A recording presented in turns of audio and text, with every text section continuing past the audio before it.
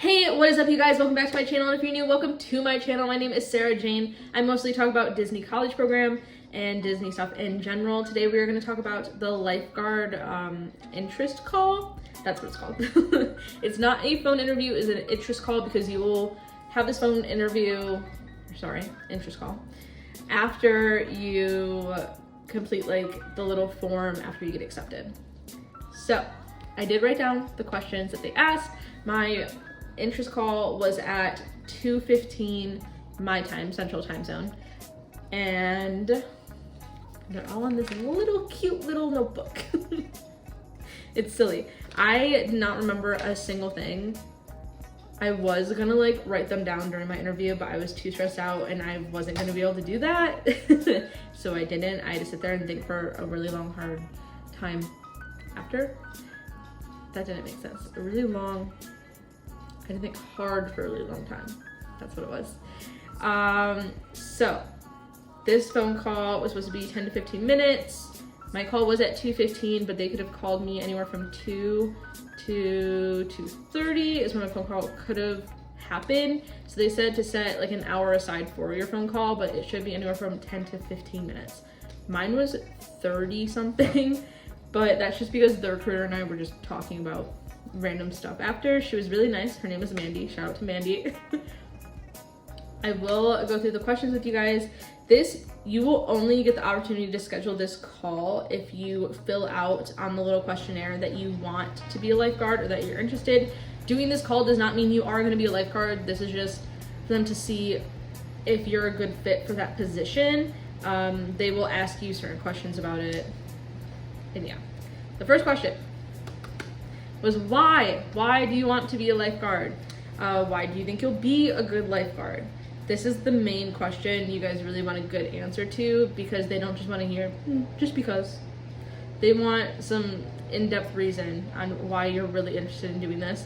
For me, I thought about it long and hard the night before, and I was like, originally, I grew up around water. I'm from Michigan. I have swam in the Great Lakes my whole life, and I was originally a pre-med student, so I've always been interested in helping people, and then it clicked.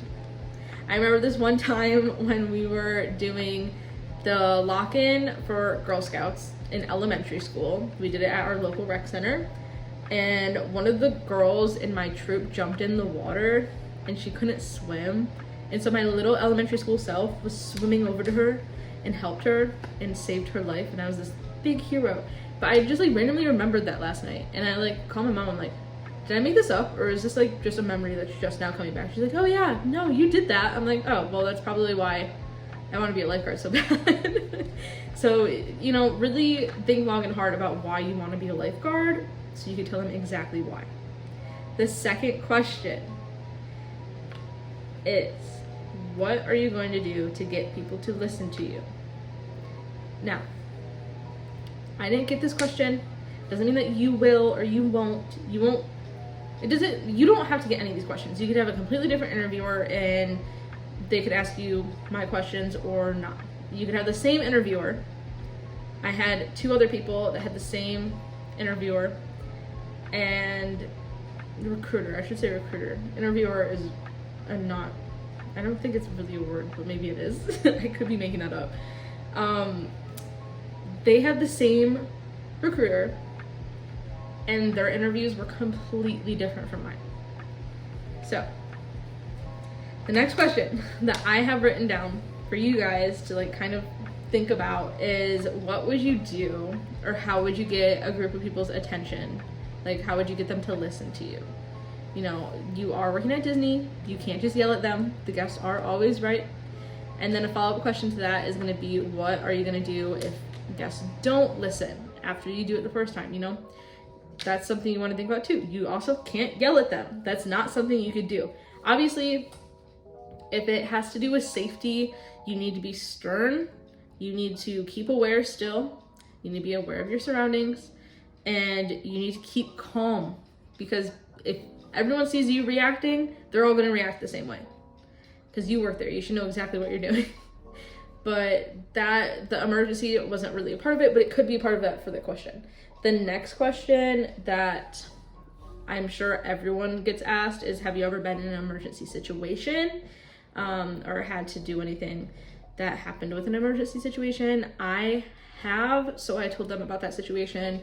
For the little girl's privacy, I'm not gonna really talk about that situation, but I did have a girl fall in chair, and that was not so fun. So they asked you about that, and then she asked me like how I reacted during the situation and after, and I basically told her that my adrenaline was pumping, and because I'm certified in first aid, CPR, and the AED, my body didn't really, my mind didn't have to work. It was just going. It was like muscle memory. Thank God, that's why you get certified in these things. Afterward though, I was a little shaky. Something scary happened. It's okay, but I had to keep calm because I had other girls to take care of. So emergency situation could be a question. A stressful situation could be a question. They will also ask you if you are certified. Even if you are, my certifications are up already, or like next month or something. So I would have to get recertified, but if I do get this, if I got recertified, it doesn't matter. You have to certify through Disney's certifications. You can't go and do it on your own beforehand. So if you are certified and you do show up and you're like, oh, I'm already certified, you still have to go through Disney's certifications, just so you guys know about that. The next question that she asked me was if I still swim.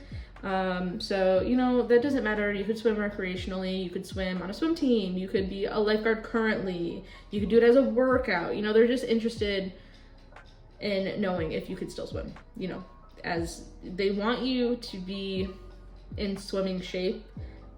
They don't care if you swam when you were little. What matters now is that you could still swim to this day. Next question. Oh, this one was, I was like not prepared for this. For some reason, was like, have I ever felt overwhelmed? And we kind of got a good laugh at that, because I was like, if you've never felt overwhelmed, that is a lie. Because we're all human and it's all okay. It's okay to feel overwhelmed. Obviously, you know, there are ways to calm yourself down and handle situations so you don't get overwhelmed frequently. But, you know, there's no way you're gonna be like, I've never been overwhelmed. You know, everyone gets overwhelmed, it happens. So I told her about a time that I have been overwhelmed and how I just took a couple minutes to recenter myself and think about it. And then she asked like a follow-up question to that, because I related mine to dance, because I was a dance teacher. If I've ever had to step out because I've been so overwhelmed to the point where I just can't like calm down. I have, but luckily I also had assistant teachers, so if I had to do that, it was only for 2 minutes, and I knew that the girls were going to be okay with the students. They also, I think that's really it for like the questions. I mean, I'm sure there's a ton more that you could come up with yourself. If you want to be prepared, I couldn't find anything on this for the college program. So I'm making this video for you now. These are just some of the questions that I had. Once again, like I said earlier, just because I had these questions doesn't mean you will, but you might. It's a strong possibility. And then they're gonna ask if you have any questions. My thing is to always come into an interview with questions. It makes it look like you're interested. So my question was asking about the deep water location. So if you are curious in that, it is the 2 water parks, which are Blizzard Beach and Typhoon Lagoon. And then the only other resort that is deep water is, why can't I think of it right now? Where Beaches and Cream is. Where's that? Oh, Yacht and Beach Club. Because that pool has like a huge water slide, so that's considered deep water.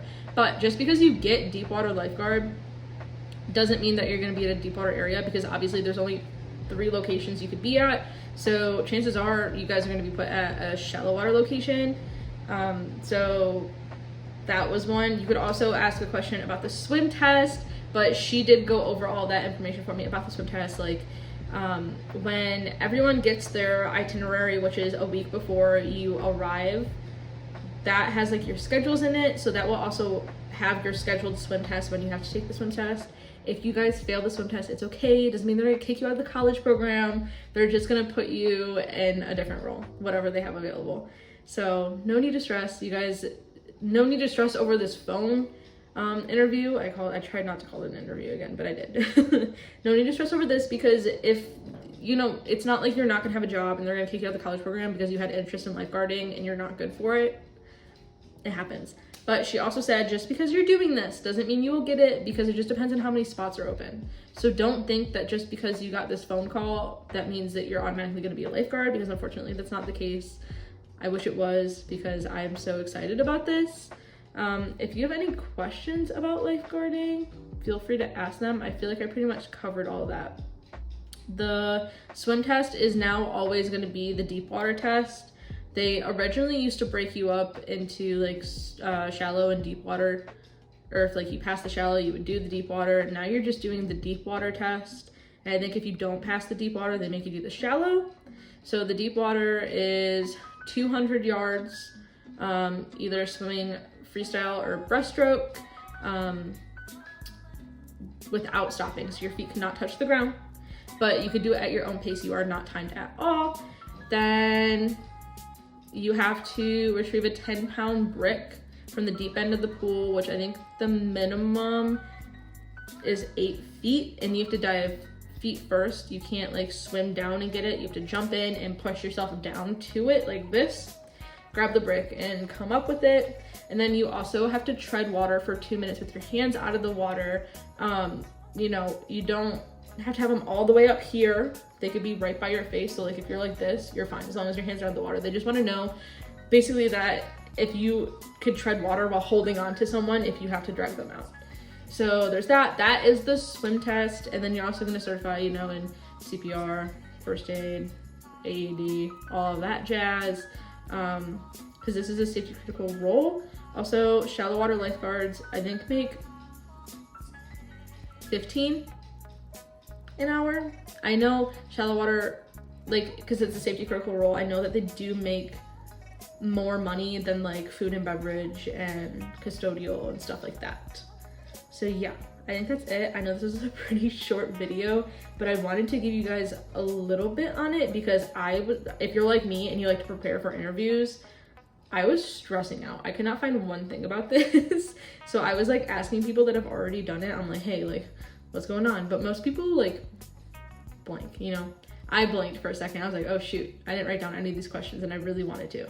But my interview lasted 15 minutes longer than it was supposed to, because Mandy and I were just chatting away. She was awesome. She was asking me just like, because I was like her last phone call of the day. So she was asking me about what I wanted to do with the company after. That wasn't really a part of my interview question. She was just like curious. And I told her like I originally wanted to be a recruiter, because I did, but I just didn't match up well with my business HR classes. And she's like, that is not the only way to be a recruiter. So she gave me all these tips, and she said if I ever need anything, that I could always request her to chat with her a little bit, because she would love to help me out.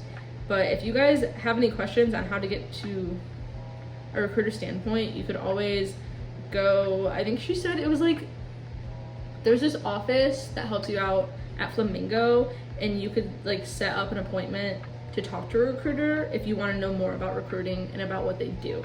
So if you're ever interested in that, that is one thing that you can do.